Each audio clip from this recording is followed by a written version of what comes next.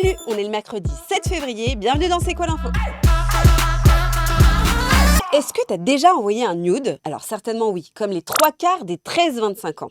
Et comment tu réagirais si ton nude finissait sur internet? Eh bien c'est ce qui est arrivé à Alia. Elle a 14 ans et elle est au collège quand un certain Alexandre, qui dit avoir 17 ans, réussit à la convaincre d'envoyer des nudes. Des photos d'elle nue. Elle sera par la suite victime de chantage et ces photos sont diffusées dans son collège, à sa famille et sur internet. Donc là Alexandre me dit au bout d'une semaine de conversation banale, bon, t'es super intéressante, je commence à vraiment m'attacher à toi, à être amoureux, mais moi, je suis pas sûre que de ton côté, ce soit réellement le cas, je suis pas certain, quoi.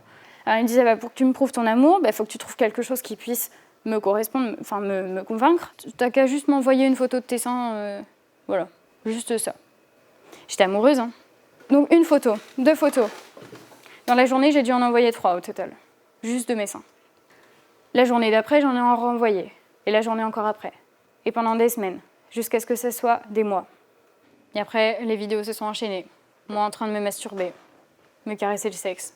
Des choses que j'avais jamais faites. Donc plus j'en faisais, plus je devais en faire. Si mes amis n'avaient pas averti, n'avaient pas vu tout ce que j'avais fait, aujourd'hui je ne serais peut-être plus là. Donc c'est pour ça que je vous dis que c'est vraiment important de parler. Depuis, elle a écrit un livre sur son histoire et elle continue de témoigner pour sensibiliser les jeunes au danger des rencontres sur Internet. Ce dont a été victime Alia, ça s'appelle du revenge porn, vengeance pornographique en anglais. Et ça consiste à se venger d'une personne en rendant public des contenus pornographiques où figure la personne. Mais parfois, c'est fait de façon totalement gratuite. Et le but est généralement d'humilier la victime en dévoilant son intimité. Ces vidéos ou ces photos sont diffusées sans son consentement. Alors si toi aussi ça t'arrive, si t'es victime de revenge porn, il y a un numéro gratuit à appeler, c'est le 3018. Tu pourras être écouté et aidé par des personnes spécialistes du sujet. Lucie Rivière, notre reporter, est partie à la rencontre de l'association e-enfance qui accompagne et prend en charge les jeunes victimes de harcèlement ou de violences numériques. Elle a récupéré le témoignage d'une personne qui écoute les victimes. Et généralement, ce sont des jeunes filles ou des jeunes femmes qui nous contactent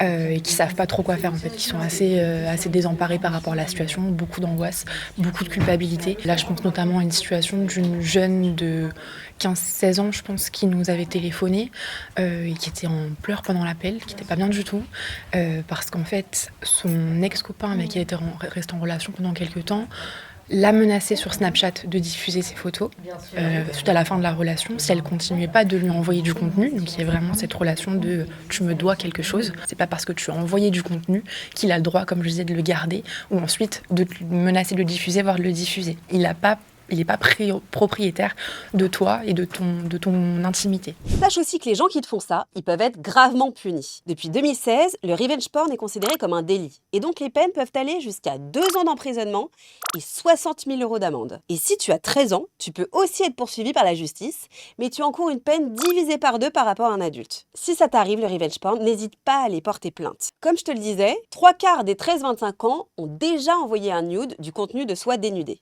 C'est le thème de la série Nude qui vient de sortir sur Amazon Prime. 3 histoires, 3 types de violences sexuelles en ligne et sa réalisatrice Andrea Bescon a un petit message à te faire passer. Regarde. Sache que si tu es victime de revenge porn, de cyberharcèlement, ce n'est pas de ta faute. D'abord, avant tout, ce n'est pas de ta faute.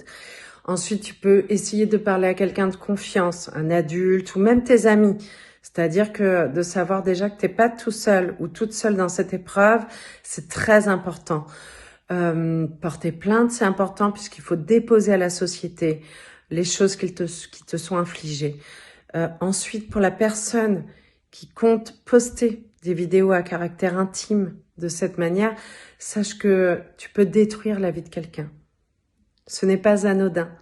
Un jour, alors peut-être que là, tu es en colère, peut-être qu'on t'a trompé, qu'on t'a menti, mais honnêtement, un jour, tu deviendras certainement quelqu'un d'aimer, que tu aimeras quelqu'un, tu fonderas peut-être une famille, tu auras des enfants. Regarde tes enfants, tu n'auras pas envie que ça leur arrive. Et dans les séries qui comptent sur le sujet, tu peux aussi retrouver Revenge sur France TV /. Dans cette série doc, tu pourras découvrir le quotidien de jeunes victimes du revenge porn. Et elle met aussi en avant le collectif féministe Stop Ficha, qui vient en aide aux victimes et réclame justice pour elles. Donc si ça t'arrive, on te met tous les liens utiles en commentaire. Merci beaucoup de nous avoir suivis. En attendant, tu peux regarder toutes nos vidéos sur Instagram, sur TikTok, sur YouTube, sur Snapchat et sur franceinfo.fr. À très vite!